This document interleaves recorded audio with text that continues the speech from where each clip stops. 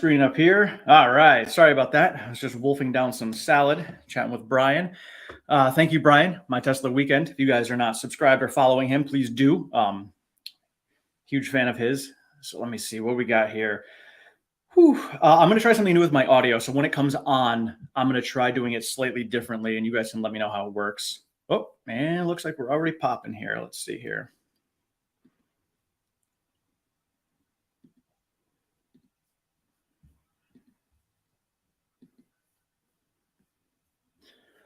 Oh, where did it go? There we go. All right, you guys let me know which audio works better. This.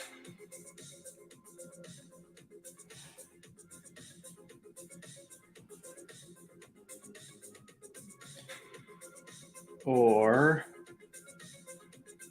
that. So whichever one of those two. Give me a 1 or a 2 for whichever one works better, and I will go with that.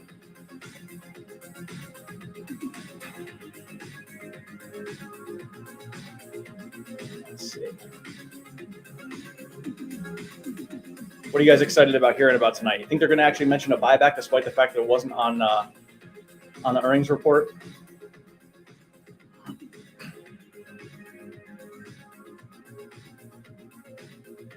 Yes, Logan. Number 2 is better? Okay, awesome. Thank you. I will leave it as is. So if it's good like this, I'll leave it as is. And I apologize if I'm eating cookies during the earnings call. You know what? I'll just take myself off the screen. We'll just see this screen as it goes. So for those of you guys who are new, if you have not been through an earnings call, this isn't anything visual. It is strictly audio. So you're not going to be able to see Elon or anybody there. It's just going to be an audio listening feed. And the first probably, 15 to 20 minutes is going to be boring, maybe. But sometimes Elon jumps on right away. So we might actually get some excitement right away. But yes, so as Logan said, we technically beat expectations. So expectations were 88 cents for GAAP EPS and $1 for non-GAAP. We came in at 95 cents and $1.05 respectively. So we beat earnings. Whisper numbers supposedly, I guess, were supposed to be $1.09. So we didn't hit the earnings whisper numbers, but as far as I'm concerned, it's a beat. And as Brian and I were talking, that to me is the most important thing. Is the company actually, growing as they are saying they're growing, and they are, and that's the important part. So whether analysts are getting it right or not is not the part that's important to me, because as the company grows, the stock price will always, if you ever watch the Stevenson indicator, like there's a line that goes up, and it's basically it's an exponential growth, but you can see a linear pattern in the company and how it's growing with its trajectory. And the stock price is going to be bouncing above and below that line. That's it. So when we're below that line, which we are now significantly, I consider it a buying opportunity.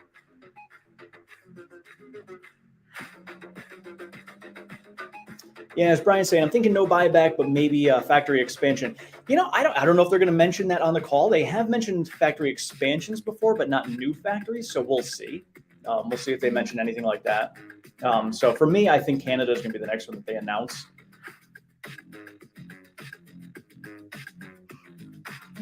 Yeah. Yes, please like this. And I'm going to start eating cookies now. I'm still hungry. What kind of cookies do you guys like? I'm having some grasshoppers, which in Girl Scout cookie terms, there it is. In Girl Scout cookie terms, these are the Thin Mints. So yes, well, there is 1 serving per package.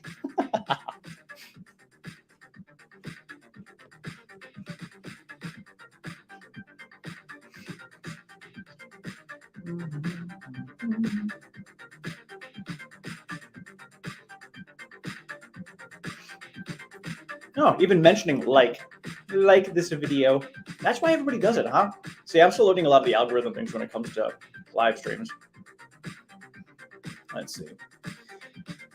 I never like the buybacks. If they are going to do anything, I'd rather see dividends. So here's the thing when it comes to buybacks and dividends. So buybacks can be turned on and off. So if Tesla says, hey, we have a $10 billion buyback program for the next 3 years, they can basically do that whenever they feel fit. So right now, with the stock is depressed, they can be like, you know what? Now we're going to buy back some shares that will bring it back up. When it comes to dividends, you're basically locked in, and every single quarter you have to pay out those dividends, regardless of how the stock is doing, regardless of what your financials are looking like. If Tesla has a rough quarter like they did in Q2, they could be like, you know what, we're not doing buybacks this quarter because we didn't have the money. Whereas if you did dividends and all of a sudden you said, we're not doing dividends right now, the market will lose its mind and the stock price will drop. We saw that happen with a lot of companies during the COVID crash.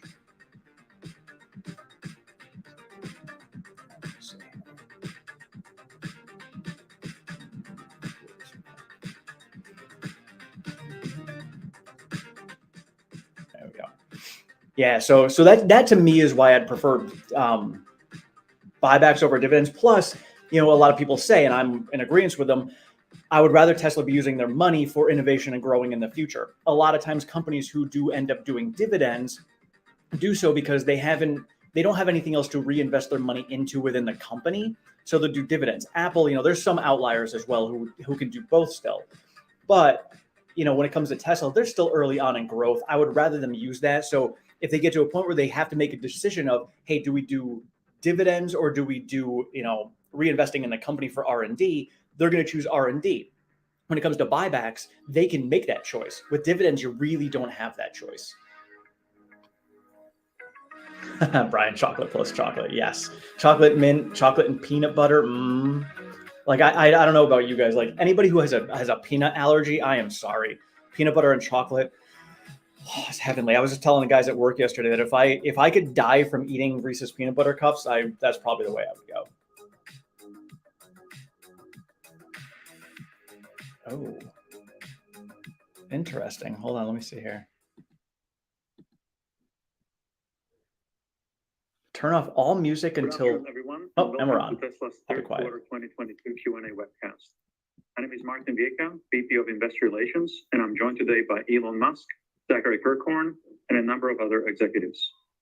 Our Q3 results were announced at about 3 p.m. Central Time in the update deck we published at the same link as this webcast. During the call, we will discuss our business outlook and make forward-looking statements. These comments are based on our predictions and expectations as of today. Actual events or results could differ materially due to a number of risks and uncertainties, including those mentioned in our most recent filings with the SEC. During the Q&A session portion of today's call, please limit yourself to one question and one follow-up. Please use the raise hand button to join the question queue. But before we jump into Q&A, Elon has some opening remarks. Elon? Thank you, Martin. So just to do a Q3 recap, Q3 was another record quarter on many levels. We had our industry-leading operating margin reach 17%, and our free cash flow surpassed $3 billion in Q3 and approached $9 billion in the past 12 months.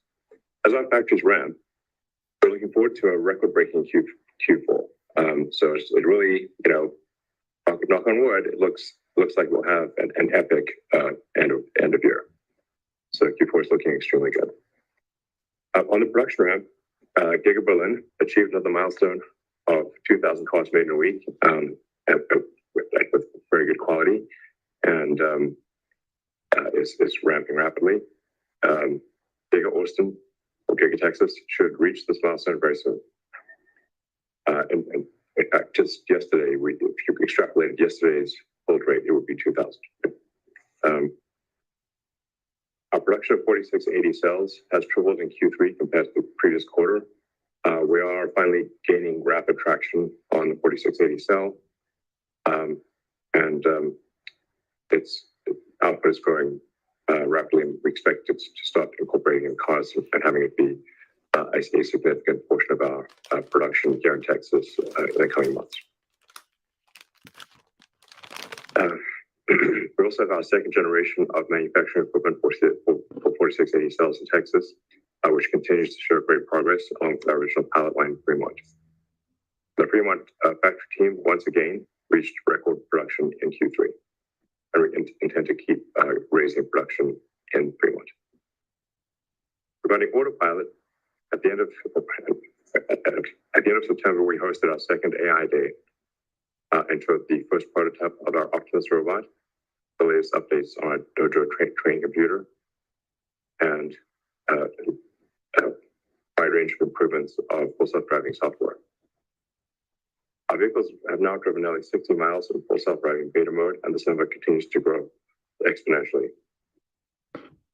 Our goal with that AI day was recruiting, and we've seen a massive influx of world-class artificial intelligence engineer and scientist resumes. So it generated a tremendous amount of interest from some of the best AI researchers in the world. I can't emphasize the importance of this enough, because I think it finally has become clear to the smartest AI technologists in the world that Tesla is among the very best. So, and this quarter, we expect to go to a wide release of full self-driving beta in North America. So anyone who has ordered full self-driving beta or full self-driving will have access to the FSD beta program this year, probably about a month from now. So, and then obviously anyone who buys a car and purchases the full self-driving option will immediately have that available to it. So the safety that we're seeing when the car is in FSD mode is actually significantly greater than the safety we're seeing than when it is not, which is the key threshold for going to a wide beta. Let's see, with respect to demand, we've got a lot of questions about demand in recent weeks. I can't emphasize enough, we have excellent demand for Q4, and we expect to sell every car that we make for as far into the future as we can see. So the factories are running at full speed, and we're delivering every car we make and keeping operating margins strong. So we're still a very small percentage of the total vehicles on the road. Of the 2 billion cars and trucks on the road, we only have about 3.5 million. So we've got a long way to go to even reach 1% of the global fleet. Let's see, based on my what people are, based on many things, but certainly questions I get on Twitter about buybacks, and I think every one of our board members has gotten questions about buybacks. We've debated the buyback idea extensively at board level. The board generally thinks that it makes sense to do a buyback, but we want to work through the right process to do a buyback. But it is certainly possible for us to do a buyback on the order of $5 to $10 billion, even in the downside scenario of next year. Even if next year is a very difficult year, we still have the ability to do a $5 to $10 billion buyback. This is obviously pending board review and approval. So it's likely that we'll do some meaningful buyback. So in conclusion, while the market themes revolve around the short term, it's very important to focus on the long term. I can't emphasize this enough with investors, and I think long-time investors obviously recognize this with Tesla. We have your sort of local ups and downs, but the long-term trend has been extremely good. And several years ago, I said, I think on an earnings call, that I thought it was possible for Tesla to be worth more than Apple, which was then the highest market cap company, I think, in the market. And Apple at the time, I think, was around $700 billion. And I said it required incredible execution, and at least some luck. And we didn't indeed achieve that. Tesla went, in fact, far past Apple's market cap at the time. And now I'm of the opinion that we can far exceed Apple's current market cap. In fact, I see a potential path for Tesla to be worth more than Apple and Saudi Aramco combined. So now that doesn't mean it will happen, or that it'll be easy. In fact, I think it will be very difficult. It'll require a lot of work, some very creative new products, tremendous expansion, and always a lot. But for the first time, I am seeing, I see a way for Tesla to be let's say roughly twice the value of Saudi Aramco. I think that's, I haven't quite seen that yet. I mean, this is the first time I've seen that potential. So, I mean, we have an incredible product portfolio. I think we've got the most exciting product portfolio of any company on earth. Some of which you've heard about, some of which you haven't. We're in the final lab for Cybertruck. We're building the Cybertruck line here at Giga Texas, Austin, and making a lot of progress in the robotaxi platform design. And then with respect to batteries, we're moving as fast as possible to have to achieve 1,000 gigawatt hours a year of production capacity in the United States. Vertically integrated. So anode, cathode, lithium refining. We're moving at a top speed to do that. So I think it's an incredibly exciting future, and really an unprecedented future. But none of this would be possible without the incredible team that we have here at Tesla. So I'd like to give a huge shout out to all of our factory employees, engineers, executives, and the whole Tesla team. You guys rock. You're the ones making it happen. Thank you. Thank you, everyone. Thank you very much. And Zach has some opening remarks as well. Yeah, thanks, Martin. Just to continue on Elon's theme, I just want to thank and congratulate the Tesla team for achieving record vehicle deliveries, production, and storage deployments in the third quarter.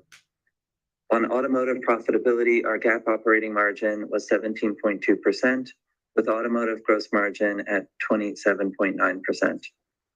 Operating margin is one of our best yet, with improvements in operating leverage.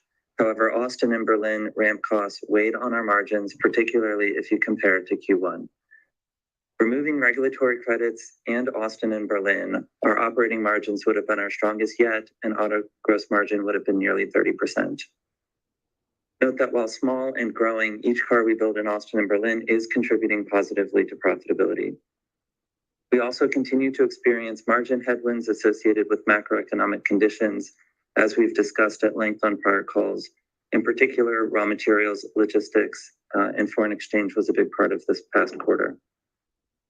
On energy profitability, we achieved our strongest gross profit yet for this business, driven primarily by record volumes of our Megapack and Powerwall products. Our free cash flows were also a record, despite an increase in cars in transit at the end of the quarter, which has a negative impact on working capital. Specifically on cars in transit, as noted in our press release on October 2nd, we've started to experience limits on outbound logistics capacity, which we didn't anticipate. This issue is particularly present for ships from Shanghai to Europe and local trucking within certain parts of the US and Europe. Our historical operating pattern of batch building by delivery region leads to extreme concentrations of outbound logistics needs in the final weeks of each quarter. Just to put this in perspective, roughly 2/3 of our Q3 deliveries occurred in September and 1/3 in the final 2 weeks. As a result, we've begun to smooth regional builds throughout the quarter to reduce our peak needs for outbound logistics. We expect this to simplify our operations, reduce costs, and improve the experience of our customers. As we look ahead, our plans show that we're on track for the 50% annual growth in production this year, although we are tracking supply chain risks which are beyond our control. On the delivery side, we do expect to be just under 50% growth due to an increase in the cars in transit at the end of the year, as noted just above. This means that again, you should expect a gap between production and deliveries in Q4, and those cars in transit will be delivered shortly to their customers upon arrival to their destination in Q1. Austin and Berlin ramp costs will continue to weigh on margins, although we expect the impact to be less than what we saw in Q3. And as Elon mentioned, we are continuing to build as many cars as possible while also maintaining strong operating margins. Thank you. Thank you very much. And let's go first through the shareholder questions. The first shareholder question is, given the stringent battery content and assembly requirements for consumer tax credit eligibility under the Inflation Reduction Act, can you speak to Tesla's ability to meet those thresholds in each of 2023, 2024, and 2025 with your existing and planned supply chain? Well, yeah, I mean, I think just at a high level, I'll say we do expect to fully meet the IRA's requirements. Yeah, we view the passing of the Inflation Reduction Act as a significant boost towards accelerating our mission, while also scaling the battery supply chain at large in the United States. We expect Treasury to publish detailed guidance by the end of the year. Until such time, it's difficult to fully determine the eligibility criteria, but we believe Tesla is very well positioned to capture a significant share of that for solar storage and also electric vehicles. Yeah, like I said, like I said earlier, we're going to go basically pedal to the metal as fast as humanly possible to get to 1,000 gigawatt hours a year of production in the U.S. Vertically integrated. Thank you. Let's go to the next question. The next question is, what updates can you offer on the backlog and recent order intake trends, especially outside of the US and especially in China? Well, it's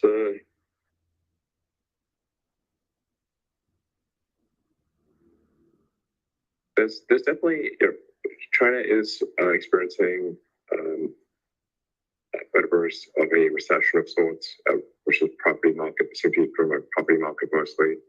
And Europe has a recession of sorts driven by energy.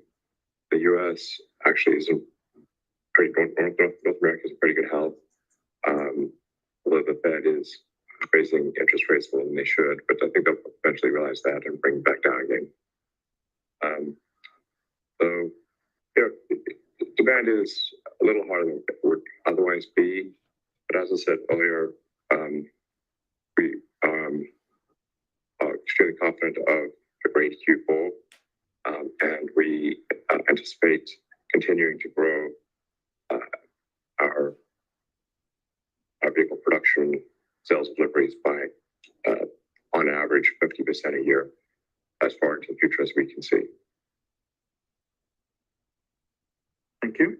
Actually, one caveat I should say, growing production by 50% every year, because deliveries, we're trying to smooth out the deliveries and not have this crazy delivery wave at the end of every quarter. So, in fact, we were just fundamentally running out of, there weren't enough boats, there weren't enough trains, there weren't enough car carriers to actually support the wave because they got too big.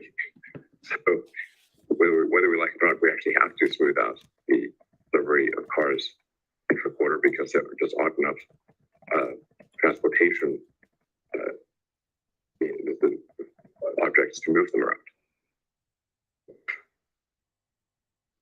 Thank you. The next question is, do you still expect 50% annualized growth for the foreseeable future?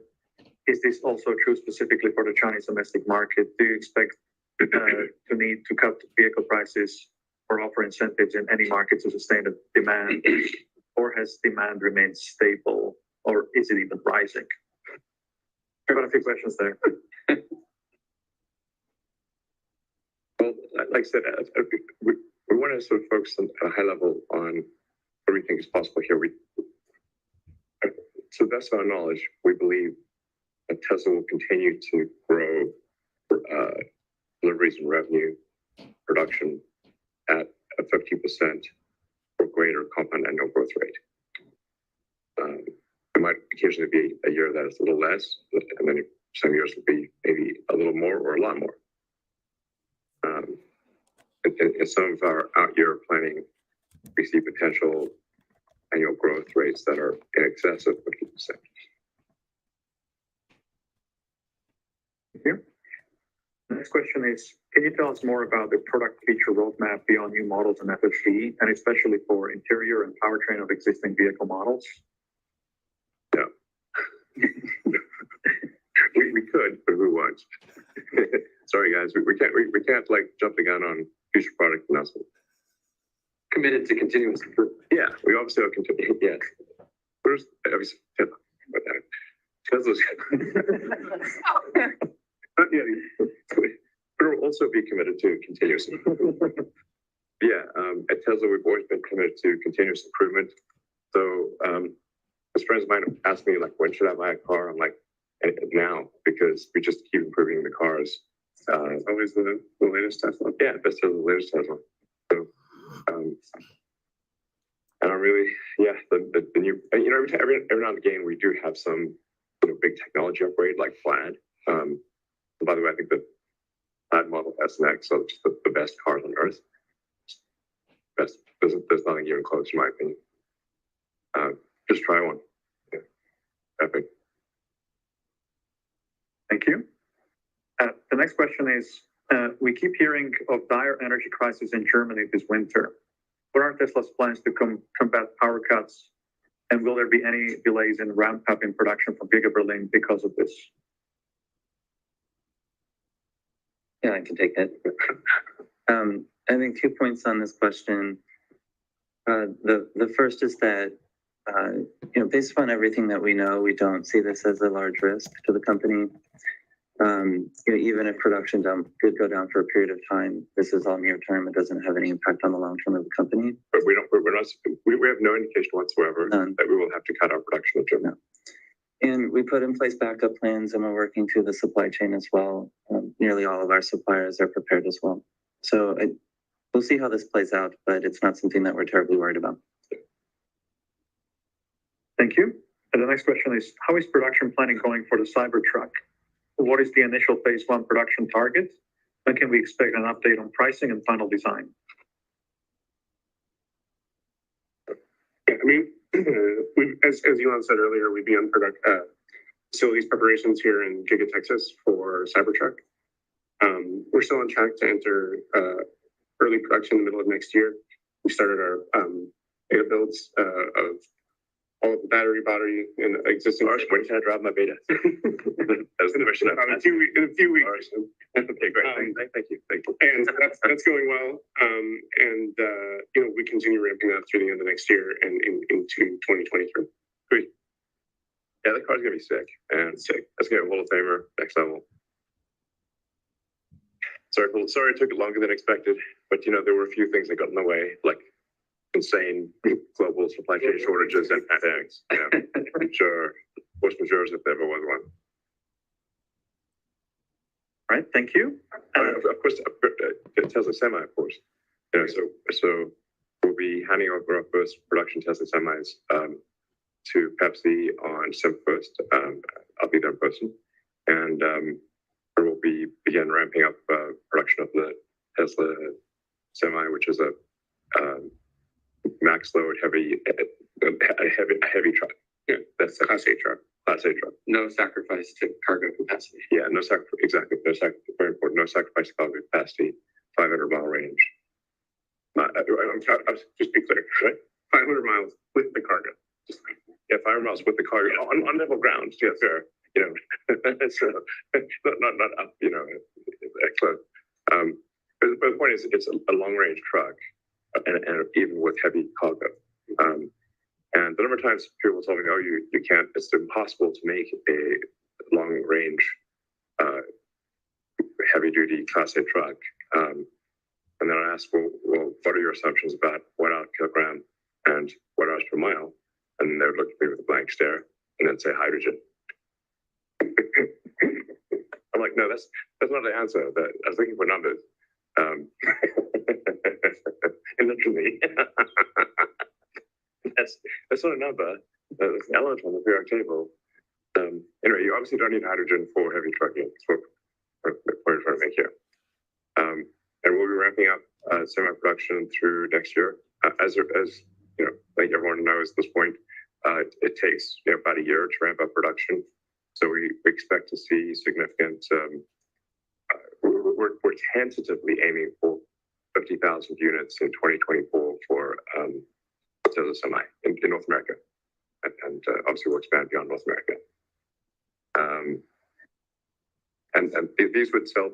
I don't want to say exact prices, but they're much more than a passenger vehicle. So the 50,000 heavy trucks of this nature would be worth several Model Ys.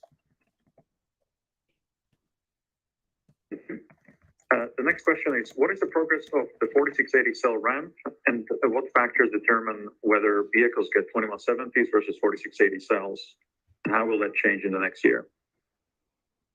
Yeah, ramp is going well. As Elon said, total output is up 3x quarter over quarter, and production is tracking to exceed 1,000 car sets per week this quarter, as we said last quarter. Our focus is now shifting from 100% ramp to cost and further expanding production capacity in North America, as Elon also mentioned. On the 2170 versus 4680 in our factories, we really attempt to minimize factory complexity and product changeover, while still making sure we get enough new product into the field to learn how it is performing. And that sort of mix is going to shift as 4680 scales here and the overall factory ramp proceeds in Texas. Right. But basically, in a nutshell, 4680 ramp is growing exponentially, and yeah, it's going well. It's looking good. This Yeah, is going to be a very major factor in the future. There are a lot of packs up check. Yes. Like I said, our goal is to strive towards 1,000 gigawatt hours a year of annualized production in the United States alone by Tesla, not including suppliers. Suppliers would be on top of that. we need to get 300 to 400 terawatt hours built to accomplish our goal. Yeah, there's roughly, to transition Earth to sustainable energy, our rough calculation for both stationary and vehicles is 300 to 400,000 gigawatt hours, or 3 to 400 terawatt hours. So when you're like 1 terawatt sounds like a lot. Well, it's a lot of terawatt hours to go. Yeah, that's just like on the cathode side, this would the main cathode we think would probably be iron, and like most of the iron, because iron can scale to very, very high tonnage, and then some nickel. The exact percentages are hard to figure out, but it's probably at least twice as much iron cathode as nickel, maybe more, and then there's the manganese wild card as well. All right, Peter. Yep. And on that note, we're pursuing aggressively North American iron cathode supplies. Yeah. And how, yeah, we can talk more about that at a future date. Yeah. All right, thank you. The next question was on the semi-truck, which we already addressed, so I'm going to skip to the next one. Can you talk about how Tesla could adjust if we were to enter a prolonged recession, including new product prioritization, investment flexibility, new factory versus factory expansion, service support infrastructure, productivity cost measures, and demand stimulation alternatives? Well, to be frank, we're going pedal to the metal, come rain or shine. So we are not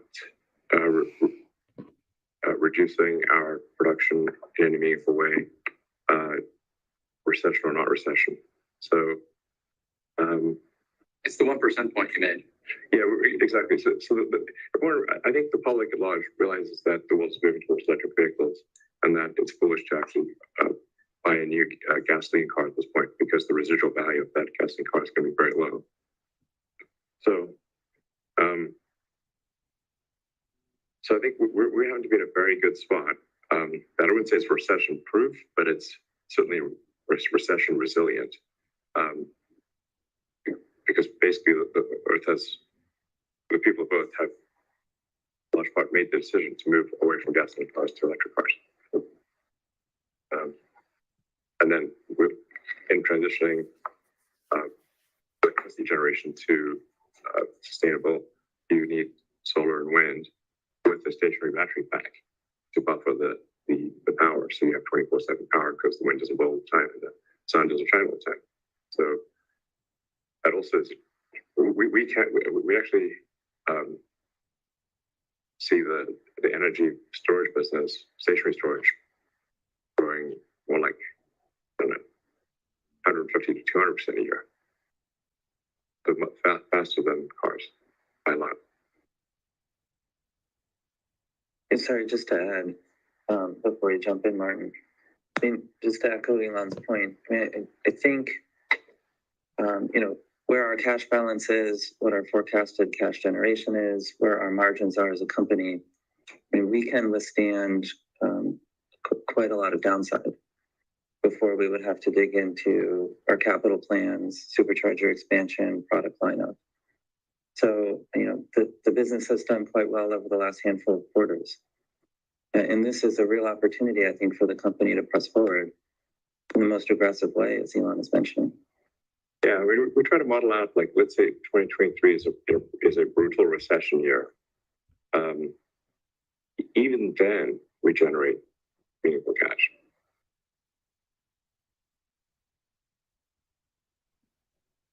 Once you get out of that 2024 plus, it's insane. Great, thank you very much. And let's go to the last investor question, which is the progression from Tesla's first platform with S and X to the second platform with 3 and Y led to 50% reduction in cost of goods sold. What do you see Tesla's third platform being released, and what level of cost of goods sold reduction could you achieve? Well, we don't want to talk exact dates, but this is the primary focus of our new vehicle development team, obviously. But we're at this point, we've done the engineering for Cybertruck and for Semi, and so it's obviously guess what we're working on, which is the next generation vehicle, which will be about half the cost of the 3Y platform. It'll be smaller, to be fair, but it will, I think, swiftly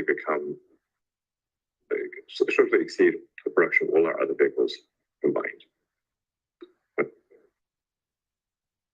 Yeah, I mean, obviously, we're going to take everything we learned from SX, 3Y, Cybertruck, and Semi and pour it into that platform. But we, as you've said to us many times, we're on a 2-for-1 target. So, yeah, that implies that trying to get to that 50% number again. That's exactly. It's like what would it take to. That's exactly what Buzz describes. Is what we're trying to figure out. How do we make 2 cars for the amount of effort that cars takes us to make one Model 3? Yeah, effort, costs, perform, efficiency, all those things. Half the loss, half the cost, half the factory floor space. For twice the output. And we do believe this can be done. Yeah.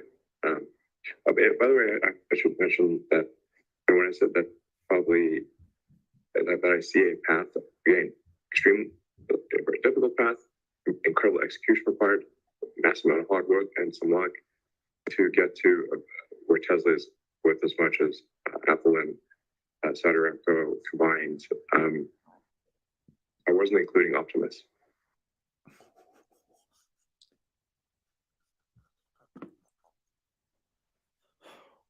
Thank you. Let's go to analyst questions next. The first question comes from Adam Jonas from Morgan Stanley. Adam, go ahead and unmute. Great. Can you hear me? Yep. Yeah. So Elon, would you consider vertically integrating into mining? That's my first question. We'll do whatever we have to. Whatever the limiting factor is, we'll do. We do not artificially constrain ourselves. We don't don't vertically integrate just for the hell of vertically integrating. Like if there's a great supplier who's better than us, or we think at least very good, or even where the economics of comparative advantage suggests that we should use that supplier, even if we could beat them, but we could use our resources to do something else that would be more productive, then we won't insource in that case. But if we have to go mine, we will mine. Okay, thanks, Elon. My follow-up is, 1 terawatt hour of manufacturing in the United States, vertically integrated. I guess my question is, what would need to change with U.S. permitting laws to allow that? Kind of what would be your message to this administration or next? And do you think you could do a terawatt hour? What's the going price of that? Can you do that for under $100 billion in the States? Thanks. Well, I think that the message to the government would be that there should be, and I should say we've actually had conversations with a number of senior government leaders, White House, Congress, and whatnot, and the suggestion that we have is that there should be an expedited permitting process for anything which is critical to a sustainable energy future. So it doesn't make sense to put like a coal mine and a sustainable energy battery like lithium mine in the same category. Coal does not have a future, lithium does. And by the way, you can extract lithium with almost no disturbance to the local environment. So it's not like some ugly, nasty mine situation. So I would recommend expedited permitting would really be helpful. Basically, yeah, fast track environmentally. I think besides fast track things that are important for the environment and humanity's future on us. That seems logical. Okay. And the reception has been positive, so we'll see if something happens with that. I think probably on this earnings call, we're not ready to get into financial details of what it would take to get there, but what we are seeing is radical improvements as we redesign the whole supply chain and all of the elements that go into battery cell. We're figuring out dramatic efficiencies that I think will the net result of which would be that the capital required to achieve that level of output would be much less than what people think. Thank you very much. Let's go to the next question from Colin Langan from Wells Fargo. Colin, go ahead and unmute.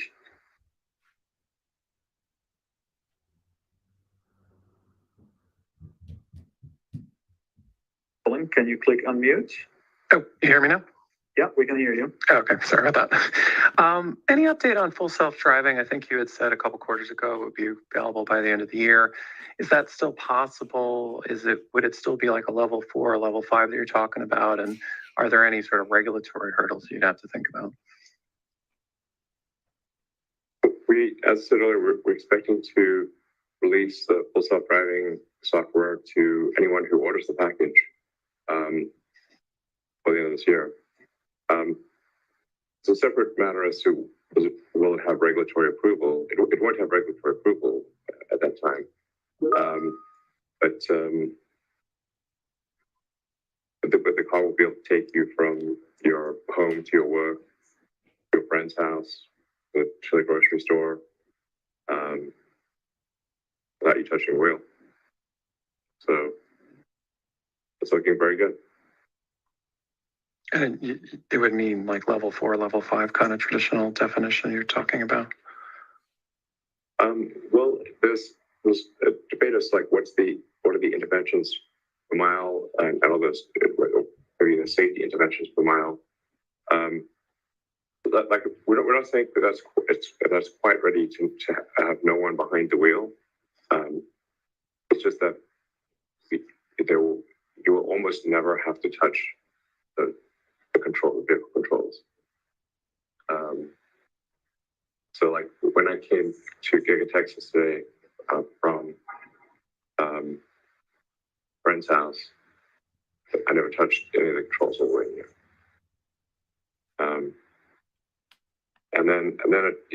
There is a longer process of like what's called the March of Nines, of like how many nines for reliability do you need before you could really be comfortable saying that the car could drive with no one in it.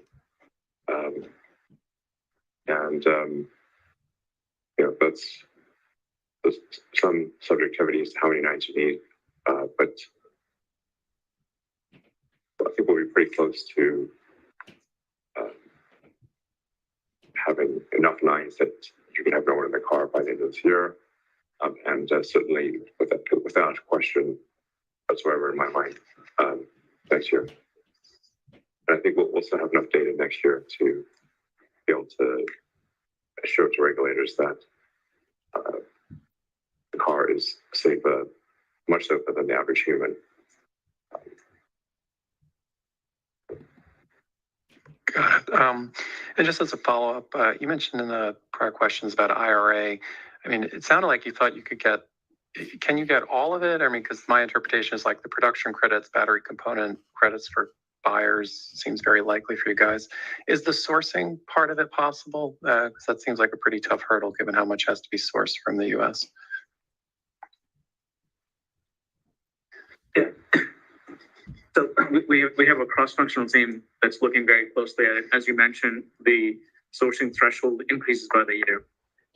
So we're looking at all options and also getting some clarification from Treasury. It's important to say that's only a fraction of the other credits.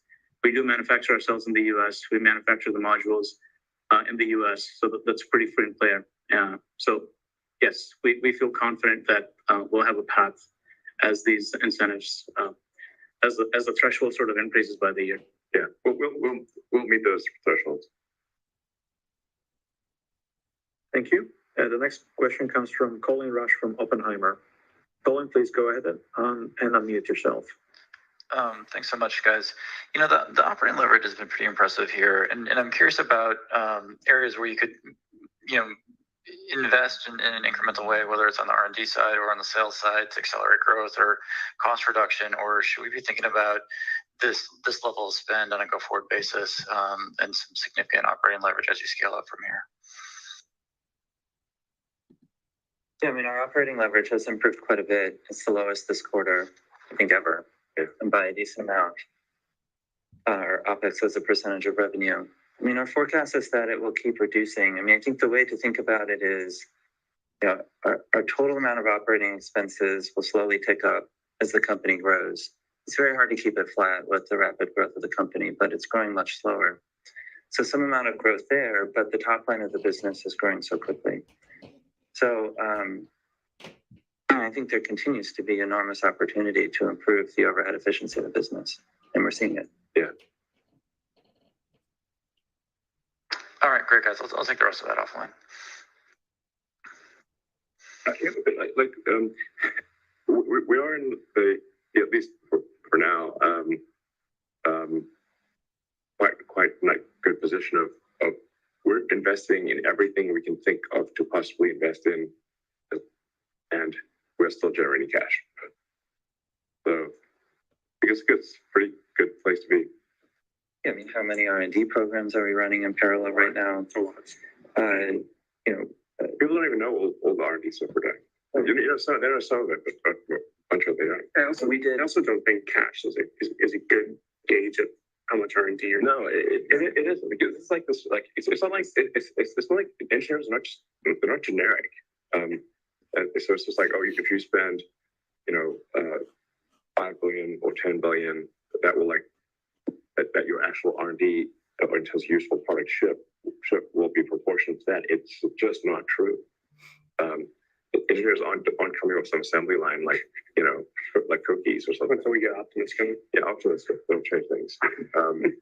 What matters is where are the most brilliant people working, and Tesla remains Tesla and SpaceX are two companies where the smartest engineers want to work. I mean, like, we don't have to spend billions of dollars to invest in the future and invent the future. Engineers are also cost conscious, and we don't necessarily just burn money out the window when we're trying to do R&D. So I would stop looking at like R&D as a cash investment for how much we're doing. Like 1 Nikola Tesla is frankly worth an infinite number of dollars of engineers. Well, you can have like almost an infinite number of good engineers, and they would not be able to do what 1 Nikola Tesla could do. You can't make it up in volume.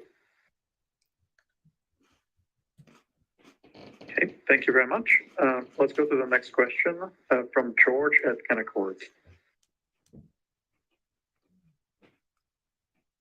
George, Hi, good afternoon, and thanks for taking my question. I think it was at your annual shareholders event where Elon mentioned that the prices of many of the materials used in your production have started to come off the boil.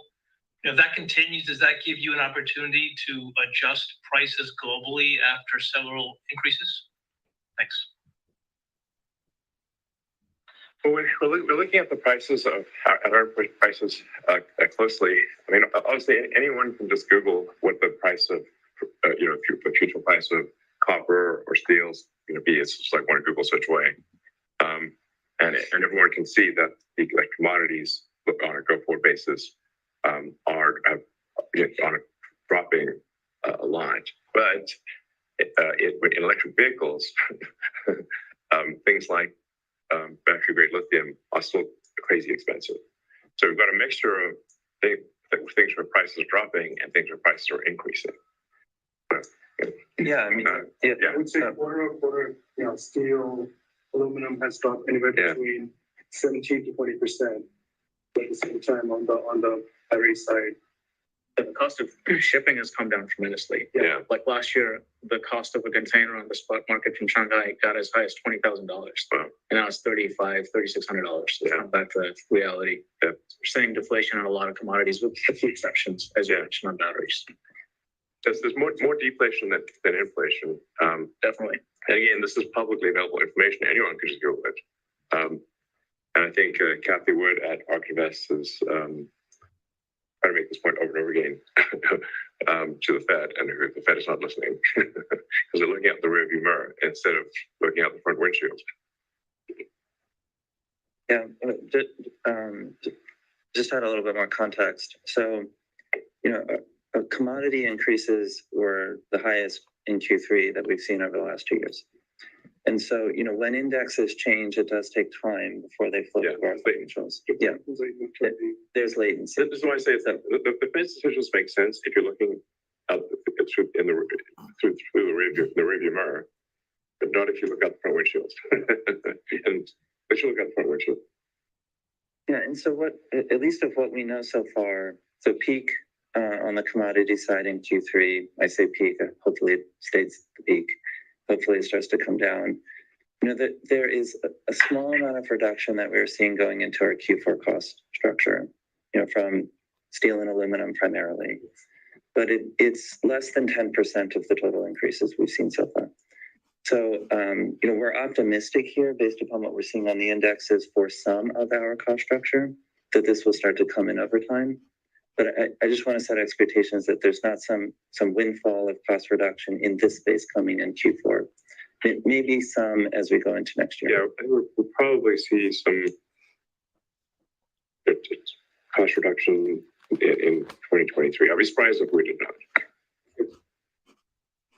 And just as a follow-up, this is for Elon. With your pending acquisition of Twitter and your stakes in SpaceX and Neuralink and Tesla, how much would the combined companies benefit from operating under a single superstructure, if at all, similar to Google or Alphabet?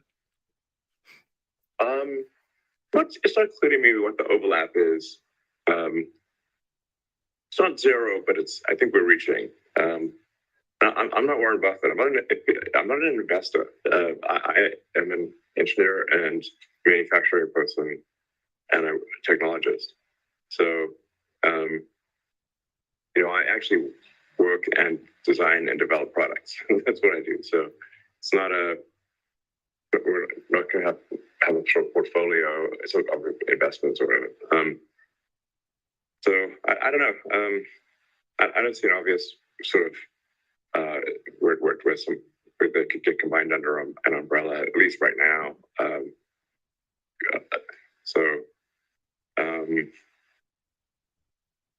I'm excited about the Twitter situation because obviously I know that product incredibly well, and I think it's an asset that has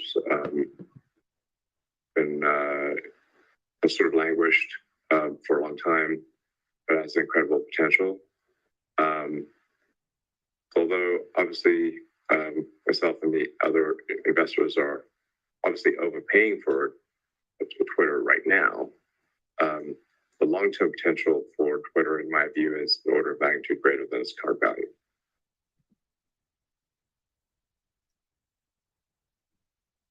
Thank you. Let's go to the next question from Pierre Ferragu from New Street Research. Pierre, go ahead, please, and unmute.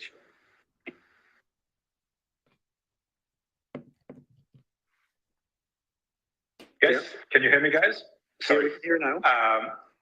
Great. I'd love to have another update on 4680, Drew. And so last time we talked about it, it was questioned about scaling out manufacturing, and there were still a few things to get right. Is it fair to say that now you are at scale and it's just a question of logistics to get bigger? So that's question number one. And then question number two, on the kind of innovation and cost reduction and efficiency improvements kind of path that you described at the Battery Day, where that are we today, and how much time is it going to take to deliver all the potential you outlined then? Well, I'll take the second question first. At Battery Day, we showed a timeline out to 2026 for all of the ideas we had proposed and had, shared with everybody then. And yeah, I'd be surprised. I think we'll do better than that. Yeah, I mean, but just that's the rough. Just giving you all, it's on that order. It's not like a month. It's not 6 months. It's years, and we are executing on all of those different ideas pretty aggressively in parallel with the OpEx that some people think isn't enough, but we're getting it done. I mean, I'm not turning down POs, No, yeah, exactly. So yeah, or great talent. Like we find awesome engineers, we bring them into the company, and people shouldn't believe we are turning people away. Yeah, I mean, it's a hard problem, but we're solving it, and I think. We still feel confident that the 4680 will be the most competitive battery cell in the world. And it's the whole system around it, right? It's not necessarily a specific form factor. It's the attention to detail on how to break costs out of the manufacturing process, how to remove processing steps. And all the way down, from the mine to the cell. Yeah, exactly. Many steps along the way. Yeah, and for those who watch the YouTube videos, like our on-site cathode facility is coming together. Really excited about that, which is a part of the plan that we discussed on Battery Day. Yeah, we're also building a lithium refinery in Corpus Christi. Yeah. So we're making putting our money where our mouths are, and all the various efforts that we discussed on Battery Day. On the technical challenges and the ramp question, which is your first question on 4680. Like no ramp is ever easy, even at the end when you're 80% to the end. It's still very challenging to get to the end, and that sort of leaning out of yields, the final cycle time, to achieve target. We mentioned logistics. It's not something that we're specifically focused on, I guess, but eventually could be a problem as we're talking about hundreds of gigawatt hours at different sites across the United States. But I would never sit here and say we have no challenges remaining, but we've made a lot of progress reducing technical risk in many areas. Cycle times have dramatically improved, yield has dramatically improved. And just walking the line here in Texas, like Martin was walking it yesterday, made some comments to me. You really see the acceleration around you. And we've made a ton of simplifications moving from the Fremont factory to Texas, and is coming to play in speed of ramp here. And of course that's on one line of many here in Texas. So it's not like factory to factory. It's a multiplication of both simplicity and scale. So yeah, we're excited about where it's headed. Yeah, and I think once we are fully integrated, I think we still do see a path to hold a roughly $70 kilowatt hour. So $70 per kilowatt hour. So yeah, before any incentive. Before incentive. Yeah. Thank you. And the next question comes from Tony Sacconaghi from Bernstein. Tony, go ahead and unmute yourself, please. Yes, thank you.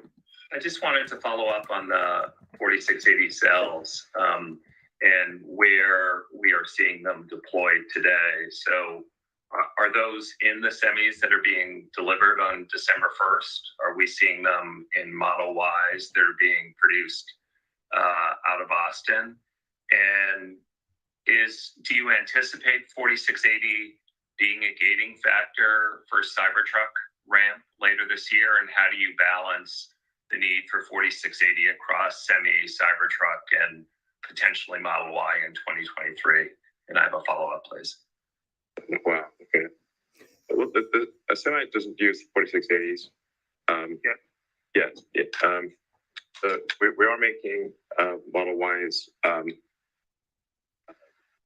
Some of the Model Ys coming out of Giga Texas are 4680.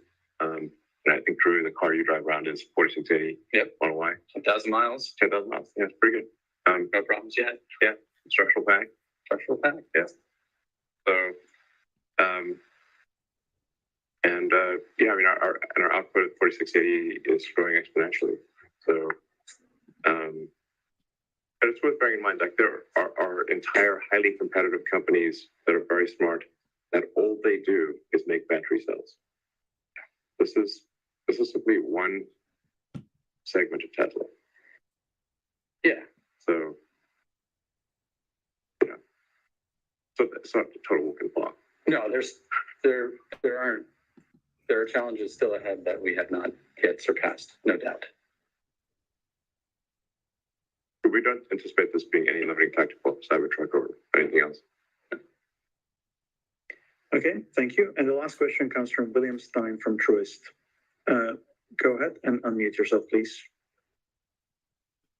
Great, thanks for taking my question. I guess I'll go at one that I asked last time, Elon, which is your expectation for the likelihood of commercial success in each of the three major AI endeavors, FSD, sort of as imagined without a driver, the training computer, and of course Optimus. We'll achieve full self-driving, full autonomy. My probability of that occurring is 100%. And I think we'll, we're almost there. And then of course we got to prove it to regulators and get the regulatory approvals, which is outside of our control. I mean, anyone who's driving full self-driving, who has the full self-driving beta in the car, can see the rate of improvement. You just experience for yourself that we are in fact getting there. In fact, we almost are there. So anyway, probably achieving that 100%. The Optimus, probably of that being a successful product, I think also extremely high. Because given enough time, 100%. Dojo, it's maybe more of a question mark around Dojo of like, can we be competitive with NVIDIA GPUs, even as NVIDIA continues to rapidly evolve their GPUs. So the jury's out on Dojo. Dojo team thinks they can outperform NVIDIA for neural net training. But the jury's out, and we'll probably know, I don't know, next year if that's if that's true or not. But we think we're probably. We think let's say the architecture of Dojo is the right architecture to win. depends on how well we execute within that architecture. Thank you very much. I think unfortunately it's all the time that we have today. So thank you so much for your great questions and look forward to talking to you in about 3 months from now. Thank you and have a good day. Thanks, everyone. All right, let me shut this down here. Where's that? All right, well, that was, as Jerry said, that was the best earnings call I have been on yet. And they just seem to get better and better every single time. So I am going to get off into a recap in a moment on all of this, but I'll stay on for a few more minutes so we can chat briefly about this. So very exciting stuff. Very exciting. Looking forward to the fact that he said that Tesla will be bigger than Saudi Aramco and Apple combined. That's insane. And we had talked about it before about how Apple or Tesla will be bigger than Apple, but putting the two together, I had thrown numbers together, just thinking about the energy business and thinking about, the EV business and putting all these things together and how big they could potentially be. Now, Elon's saying out loud as saying this is a potential that he can actually see for the first time. That's huge. Let's see here. So why is the stock down right now? The stock is down right now because a mouse farted. As we discussed the other day, clearly that happened and the stock is down. Obviously when it comes to the stock price movements, near-term stuff, I don't care about near-term stuff. I pay attention to it because it's something that, I can learn from and understand from my own emotional standpoint why the stock is moving one way or another. So once I have figured that out, once I have learned the charts, once I figured out the sentiment and how things move, times like this do not faze me anymore. That's the reason I have learned all the astrology behind the stock charts, is to get my emotions out. Whereas before I would see this and be like, oh my God, why is the stock falling? I don't know. Education is a powerful thing. Understanding why things happen the way they do is going to take your emotion out. And now you have answers to those questions. I was talking with Brian earlier on the other live stream saying that anytime it comes to the market, any market movement, any stock price movement, you're going to see more red when there are more questions than answers. When you have more answers than questions, you will see more green. It's just a natural habit of things. When you have answers to things, you know what's going to happen. So the stock will move accordingly because I have an answer, so we can buy accordingly to that answer. So right now we just have a lot more questions. And tonight we got a lot of answers to some questions, but we're still kind of in this limbo phase. Yes, they did say that they are working on what we have been talking about forever, is the compact car. We know they're working on it, but there's no definitive date behind this. The Cybertruck is coming. We're a lot closer, but there's no definitive answer behind this. There was a lot of great information that we got tonight, and us, obviously, as retail investors, we see this. We know what the potential of the future is, but Wall Street doesn't care. Wall Street doesn't care about what the potential of the future is. They want to know what is the fact now. If they were GM, on the other hand, tell me about the potential of the future. We love that. But Tesla's not GM. They don't care. The Wall Street wants to see the facts of what's behind this. So this is why for us as retail investors, understanding the reality behind this is why it's so great of an opportunity for us to buy now, because we can see what's going to happen. And Wall Street's like, well, we'll bring the price down. Part of my thought process behind the market manipulation is they do see it, and they're intentionally bringing the stock price down to get a lot of retail investors out so they could buy even lower because they know that the stock is going to do so well in the future. That's just my personal take on it, but I think that I'm pretty close on that one. Let's see here. Let me break this out. Don't need that anymore. You guys can get the full view of me now. Oh yeah. Let's see what else we got in here. Buy the rumor, sell the news. I mean, it really is. And that's something that's a reality in the situation when it comes to this. Yes, Jeff is right. Patterns are worth watching, especially if you're, a swing trader. I do swing in my IRA. So, I do swing trade in that. So I will sell some at the top. I don't sell all of it, but I'll do it in piecemeal form.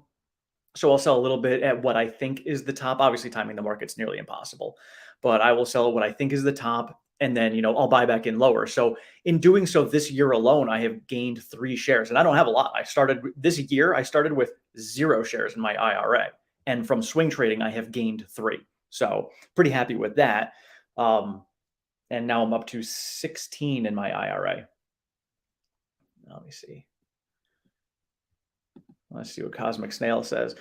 Could be if everything goes right, Elon envisions a ton of stuff. Not every dream comes true. I would be happy to be bigger than Apple and close to Saudi. I totally agree. Like, I would love for it to come through true. And even as Elon said, like, that was the shocker at the end. Obviously, the big shocker was, being bigger than the two combined. But he says that's without Optimus.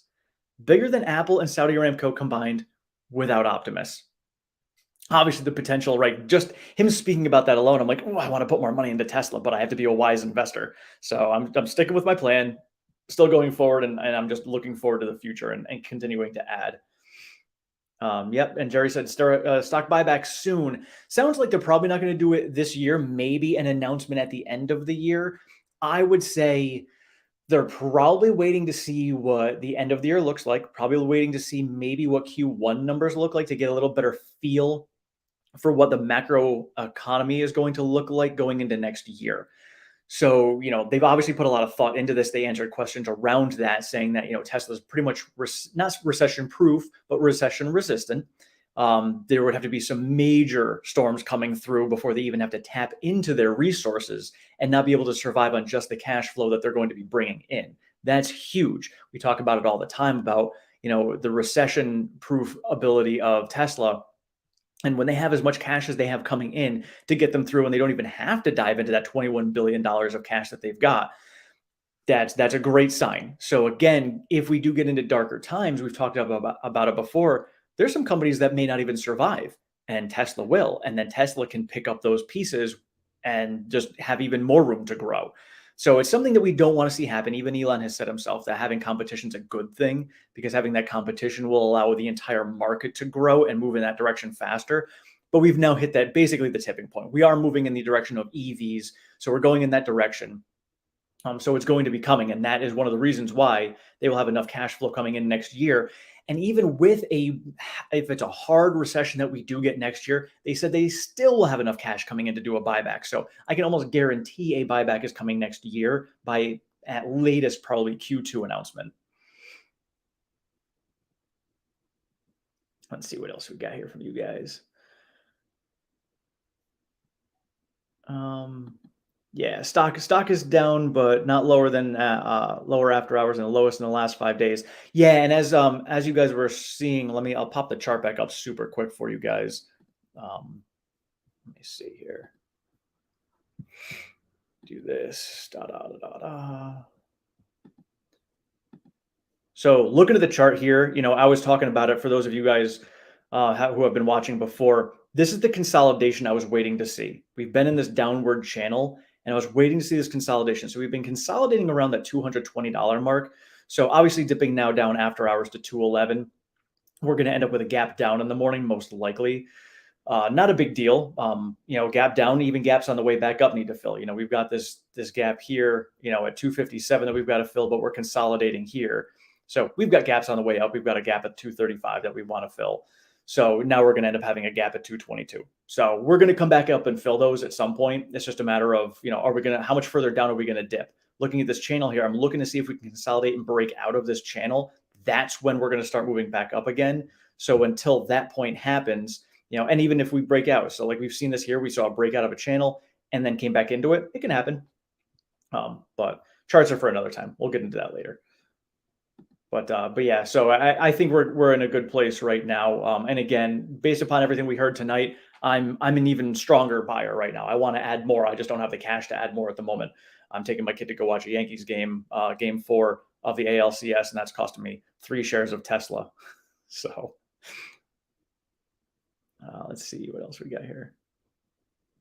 Yeah, Jeff, you're absolutely right. People don't understand the exponential growth, and like some people may compare it to like companies' exponential growth of the past. And when it comes to technology grows so much faster. The exponential growth is going to be even faster than it was before. So any exponential growth we saw in the past is going to be even faster now. Let me see. Poor Arkamoto. Yeah, it stinks. I mean, there's a lot of companies out there right now that they're great companies, and I think that they have a lot of potential. And they're facing a lot of the headwinds that Tesla faced in the beginning too.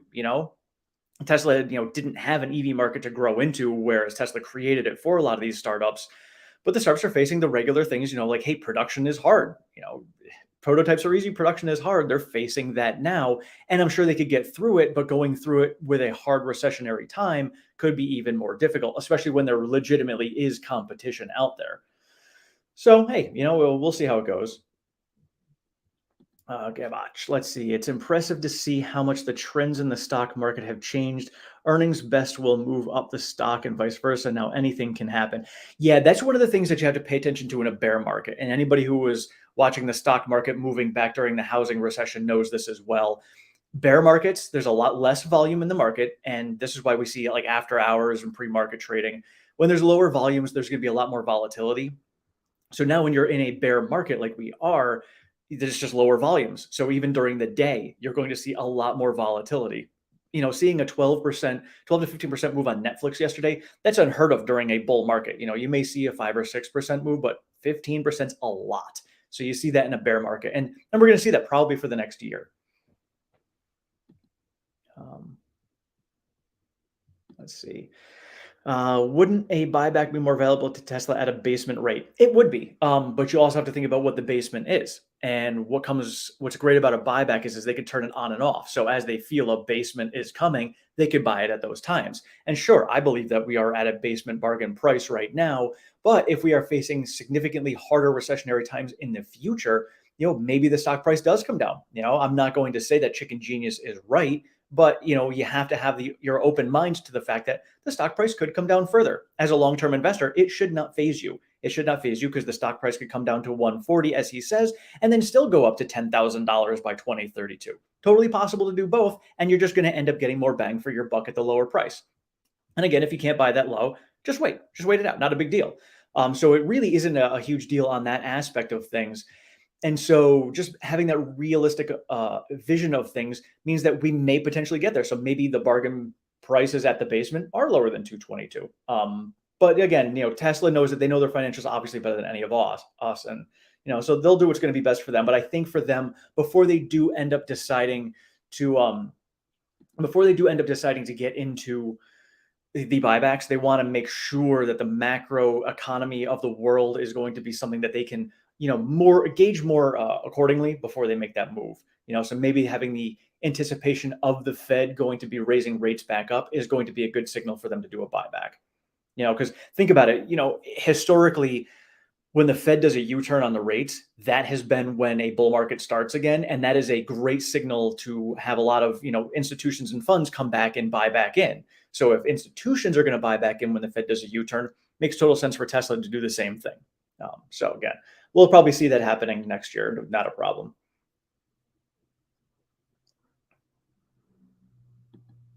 Thanks, Jeff. Yeah, my kid was telling me, he's like, Dad, you promised we're going to go see a playoff game if the Yankees make it. I was like, yeah, we are, buddy. And it is totally going to be worth those 3 shares of Tesla.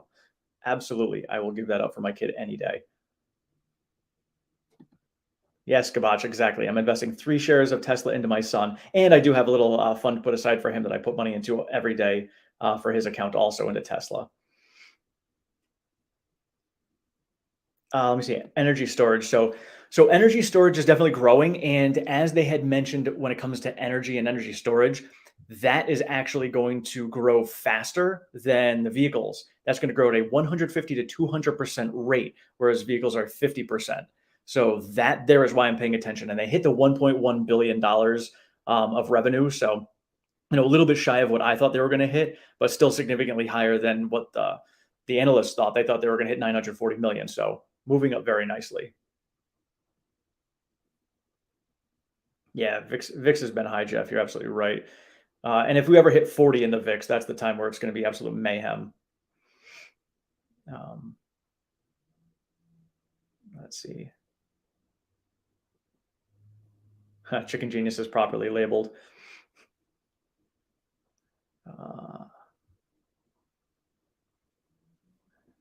Let's see. Let me see. Is Megapack Factory in Lathrop operational yet? I don't know. I don't know if they had mentioned that. I thought I heard something about it. Maybe I missed it. I may have to go back and listen to the earnings call again. All right. At this point, I'm going to call it. I'm going to do a recap on this. Thank you guys all so much for being on here. Hold on a second. Oh, sorry. I won't. I want to see Elon and team during earnings call with better audio. Yeah, I know. I don't understand. Like for a tech company, like their audio and the visuals, like when they do the annual shareholder meeting, are like, like, what are you guys doing? Like, just give me some better technology. But yes, this was awesome. I just want to let you guys know that I'm getting very close to 6,969 subscribers, and tonight on the live stream, we were hovering right around that 69 viewer mark for pretty much the entire thing. So that was awesome. So thank you guys all so much. I appreciate all of you being here. And Brian, thank you so much for the live chat earlier, and thank you so much for being on this one as well. So thank you guys. I'm going to do my recap, and I will see you all later.